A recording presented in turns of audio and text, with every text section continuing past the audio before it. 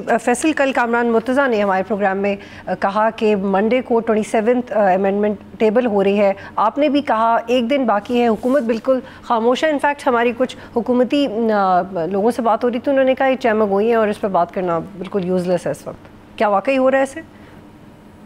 नहीं, हुकूमत भी जो है वो लाइलूम है ना कि पिछली बार भी आपके सामने जो ट्रैक रिकॉर्ड है, हुकूमत को तो पता ही नहीं होता। और अब अक्सर वो वज़रा से पूछेंगे, they won't have any clue कि क्या क्या ड्राफ्ट है, क्या अमेंडमेंट्स हैं। जो है नेक्स्ट वीक में 27th अमेंडमेंट का जो मसौदा है वो आ जाएगा, क्योंकि बार कौंसिल्स के इलेक्शन आज हो गए हैं। तो यही आई थिंक वो वेट कर रहे थे। तो अभी वो नेक्स्ट में आ रही हैं, काफ़ी हॉरिफाइंग और ड्रैकोनियन किस्म की जो हैं वो शुनीद है कि लाई जा रही हैं अमेंडमेंट्स।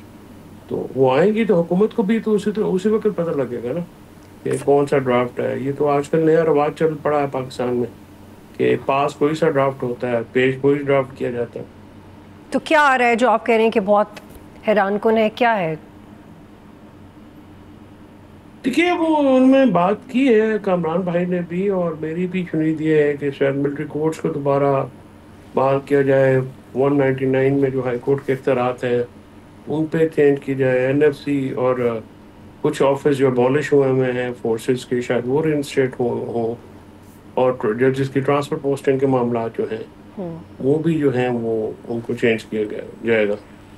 सब्सक्राइब करें और बेल दबाएं ताकि कोई खबर रह न जाए।